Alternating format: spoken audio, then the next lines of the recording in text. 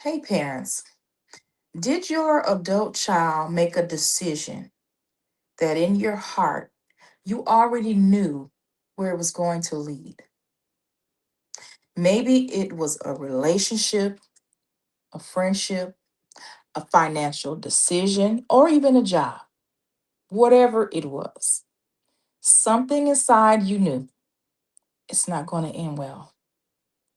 You tried to talk to them, you shared your concerns, you've even prayed that they would listen, but they didn't. Instead, they chose their own path. And then one day they called or they showed up and they finally told you what was actually happening.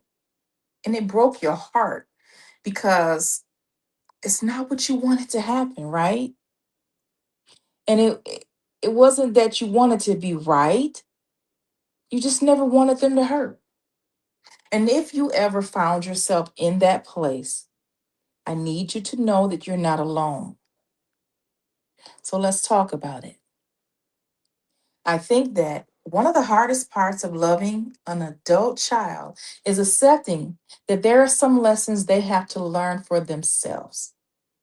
And as parents, we naturally want to protect them and spare them the unnecessary pain. We want to help avoid mistakes that we've made, right? But how many of you know that wisdom can't be forced? Sometimes people have to experience the consequences of their choices before they are ready to see what we were trying to tell them all along. And if you're anything like me, it's hard to watch. One situation that comes to mind is when our adult children choose friendships that we know aren't healthy. And maybe you watched your child pour everything into someone who only seemed to be around when things are going well. And you wonder, do they really even care about them, or are they just taking advantage of my child? And you pray, you offer guidance, and you hope that they'll see what you see, but they don't. And then it happens. Your child go through an issue or situation or a crisis with them, and then they need your help.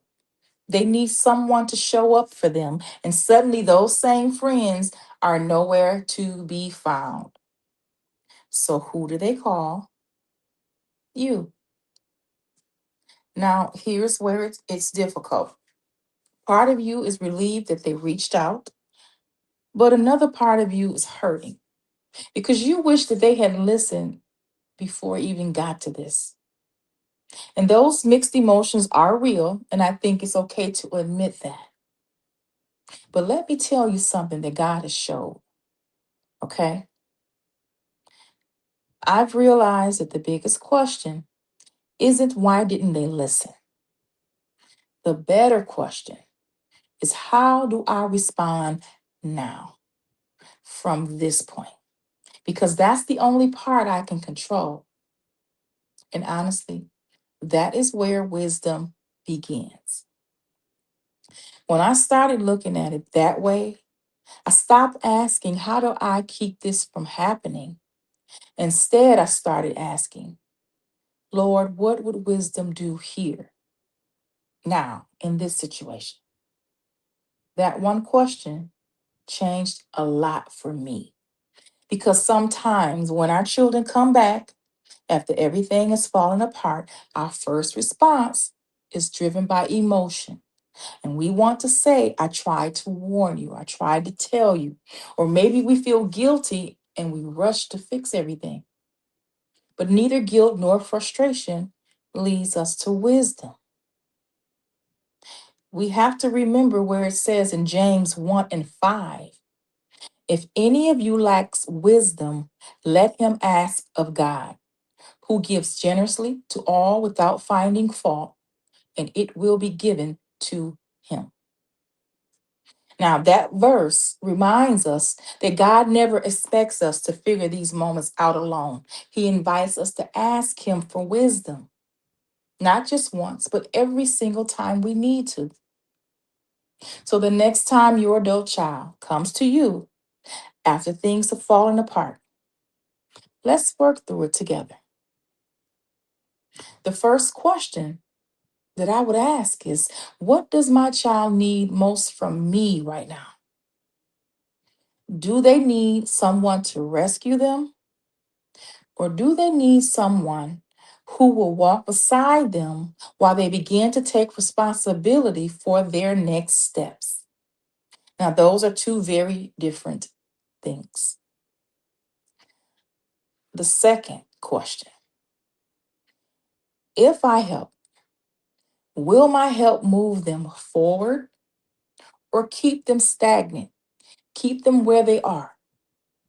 Sometimes helping does encourage growth, but other times helping unintentionally delay the very lesson that God may be using to mature them.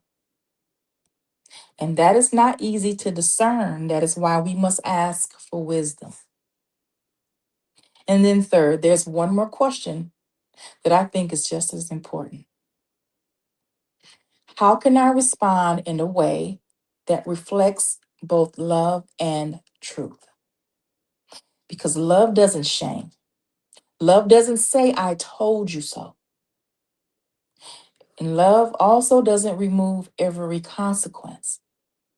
Love tells the truth with kindness, it encourages love, and it supports. Sometimes love says, I'm here to walk with you, but I can't walk this journey for you. Okay? Let me leave you with another thought. Sometimes we spend so much time wishing our adult children had listened that we miss the opportunity that God has given us in that moment that they're finally ready to talk. When they come back, they don't just need answers, they need wisdom along with grace, and they need someone who will point them toward the truth without making them feel condemned. The enemy already does that. And as parents, that is one of the greatest gifts that we can give our children is to point them towards truth without condemnation. Now, I don't know what this week may hold for you and your family, but I do know this. God has not stopped loving your child, and he has not forgotten you. So keep trusting him, keep loving well, and keep asking for wisdom. Keep believing that God can do what we cannot. So may God's peace guard your heart all this week.